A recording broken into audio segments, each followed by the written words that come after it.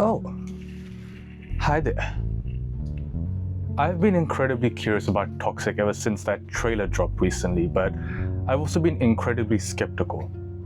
We have seen so many films attempt the same stylish, larger-than-life gangster genre before, and eventually can start seeing the seams and just be confused as to how many times a man can walk in slow motion while smoking a ciggy.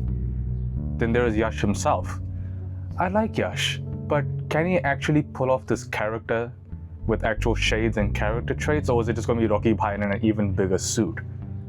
And after the prolonged production schedule, the delays, and the absolute hell it seems to have taken just to get this film on screen, Toxic has a lot to prove. Can it justify all of that and actually be a worthy comeback for Yash? There are so many questions for this film, especially from me, but there's only one way to find out.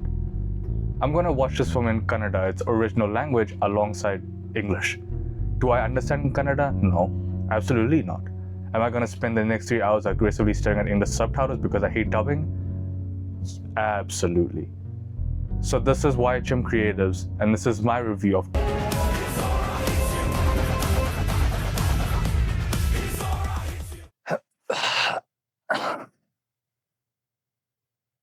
Well, I've returned from watching the Toxic film, and I have a bunch of opinions.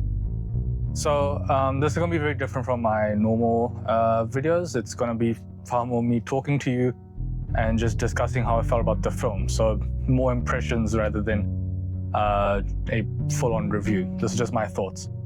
We're going to start with the first half. It's actually really good to know that this is not just a KGF Chapter 3. It's not, Yash is not playing just a Rocky version, but in a nicer suit. It actually has some differences in quality and production, and it's genuinely an incredibly technically brilliant film. The cinematography, the production design is generally really beautiful. When it comes to the acting, it was generally pretty good. Yashua as the main lead as Raya had a good performance that leads the entire cast. But in certain points, I feel like his diction when it comes to certain dialogues, especially when his English dialogues appear, could have been better. Sometimes it sounds like it's mumbling, and I probably wouldn't be able to understand it if it wasn't for the subtitles. It was a Kannada film. Apart from that, in the main cast, there was Kiara Advani, Huma Qureshi, Nayanthara, and Tara Sutaria. Generally good in their roles, but Tara Sutaria feels off for me. She just does not seem to fit the character, and personally her dialogue delivery seems performative in the sense where it feels like she's just saying something. It doesn't feel natural. But out of all the performances, at least in the first half, Kiara Advani is easily my favorite. She is, I don't even know how to explain it, but she is an incredibly good vessel for her character and the colors and shades that she goes through her character arc. It's generally pretty good. But aside from the main lead, the kid actors in this film are so good. Like seriously, it is genuinely amazing to see them act. Young Rai and Nayanthara's character Ganga, her younger self versions are genuinely amazing in their roles. They don't have the biggest portions, they're mostly there for small flashback bits, but I could genuinely feel the emotion with them, and we're generally engaged with their entire section.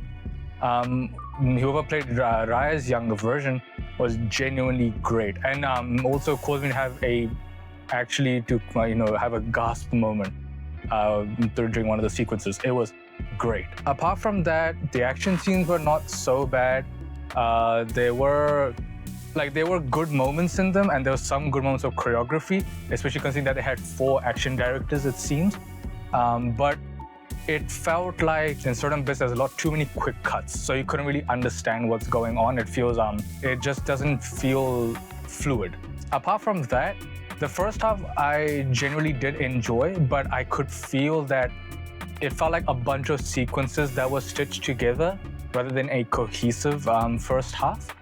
I didn't hate it, but it just felt like that it lacked that sense of like organic, momentum going throughout the film. Like it felt like as if there was a sequence, right, and then an action scene, and then a song, and then it felt like it was cut into parts, which did feel a little off to me. It was understandable now that, considering the second half, but I feel like that the world building was not needed to be as cohesive, and especially when there's a lot of dialogues that with heavy exposition, especially when they're introducing the characters and the world. It feels really overwhelming, and a lot of the characters I don't even care for, or the moment I start to actually understand them, they're not necessary. So overall, the first half I would give a 3.5 out of 5 stars. Generally because that it is still a technically awesome looking film. Like visually, there's some beautiful shots, and choreography during action and certain bits were generally great. There were some moments that I did not necessarily like because I felt like that they were done for the sake of it, more for shock value rather than actually moving the story forward. Especially, actually a lot of the sequences you may have seen in the promotional teasers and trailers for Toxic. But yeah, not bad. It was interesting and made me engrossed into the world, and it also made me curious, for the second half. Now on to the second half. What I didn't mention previously is the BGM and music. It's made by Ravi Basrur, who with Yash has had a generally pretty good track record, but in the first half, it feels a bit hit and miss. I'm not the biggest fan of some of the musical elements in it. Like it's there, but I'm just not really engaging into it. Like it doesn't really help with the movement. I mean, I do have a bias towards Anirudh, but that's besides the point. But on the other side of that, the other side of audio, the sound design is incredibly creative. There's a lot of good moments and bits, and it really helps to engross you into Raya's, mind state and stuff. And when it comes to sound design, is generally good. And in the second half, that follows. The sound design is still it's excellent. I really do enjoy it, and it's a really good audio-visual experience. But with the first half, because of a lot of its world building, it does feel directionless at certain points, because there's so much going on, so many characters, that it feels that there's no obvious direction.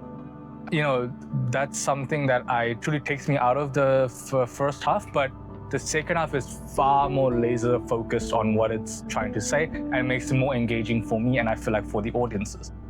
And because of it, everything gets greater. Yash's performance, all the while serviceable in the first half, perfectly good, and this one is so much more enjoyable. Obviously, there's a lot more context to his actions, but it's still so much more exposed and more emotionally volatile. He is toxic, but I look forward to his character, and he does an incredible job. One problem I had with Yash in KGF was that in the first film, that he did a great job, but in the second half, in the second chapter, it felt like he was more or less just trying to do what he already did in the first one. It felt like a derivative, but in this, it feels a lot more emotional and a lot more personal to him as a character. I really enjoyed his performance. And there is a lot of shouting, which does tend to annoy me, but in this film, it feels more warranted and justified. The music is also far more engaging. There's a song in this film, but I watched a Kannada version, which was genuinely good. I believe it was sung by Vishal Mishra, and it was a genuinely beautiful song. The action scenes are also far more engaging, but I think that's because it is not only more laser focused, but there's more emotional packaging behind those action scenes. So I get to enjoy it more. Rukmini, who I believe plays Melissa, is also very good in her smaller role, but she does her part really well. But everything around that makes the film pretty good, but it's the climax, and most importantly, the twist that caught me off guard and made me really, really like the second half so much more. I was genuinely not expecting for them to take that turn, and it made the entire film far more introspective in looking back. I really enjoyed it. So I really enjoyed that. If you have watched the film, you may understand what I'm talking about, but that climax and that twist makes you understand far more. Like, it's not just like he's a bad guy because he's bad.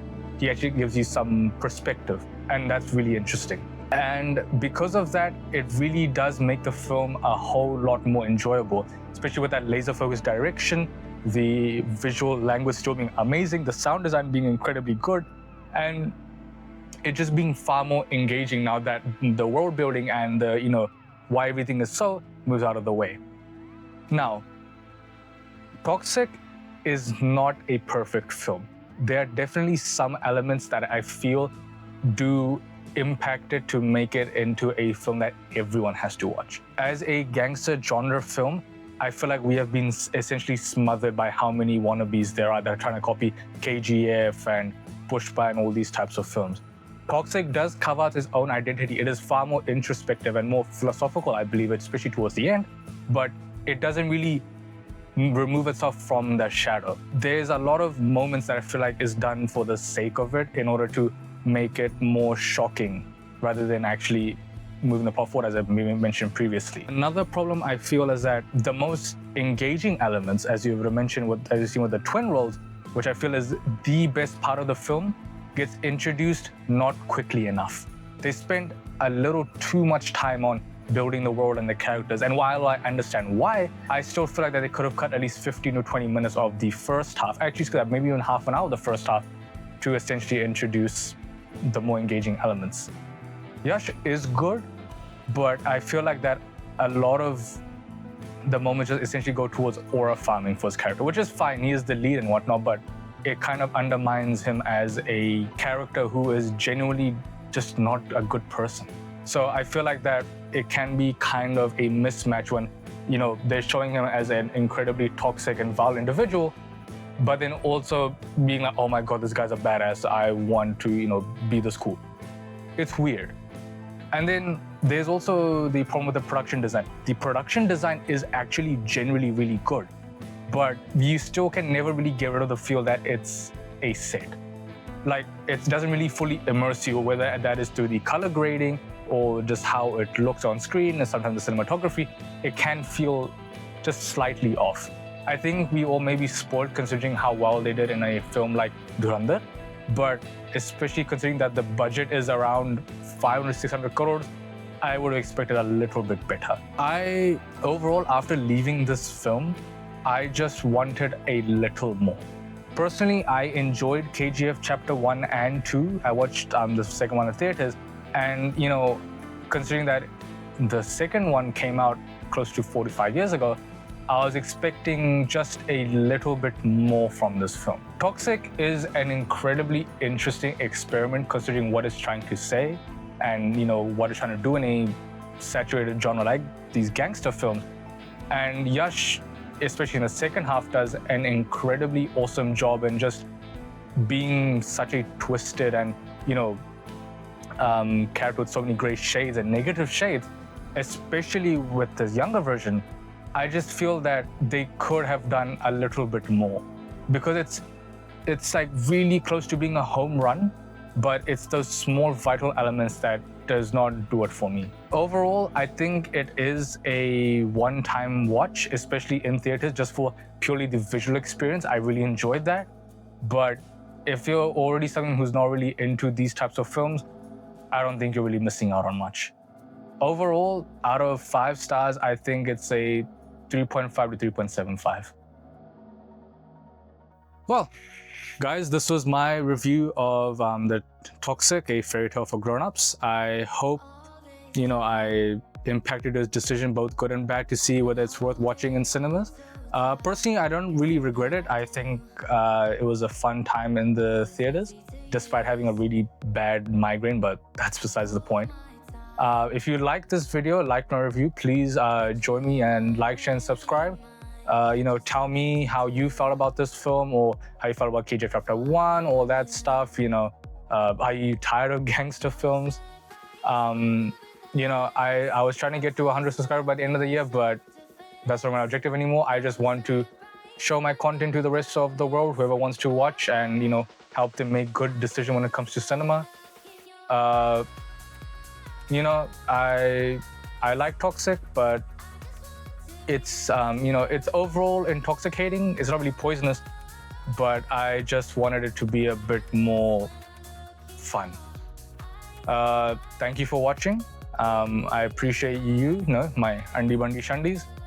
And, this is a more of a chillaxed review. I hope, as I do more film reviews, then I will update my segment and, my style. But I hope you guys enjoyed, and I'll see you next time when we're watching Toxic 2, a fairy tale for the elderly, I guess.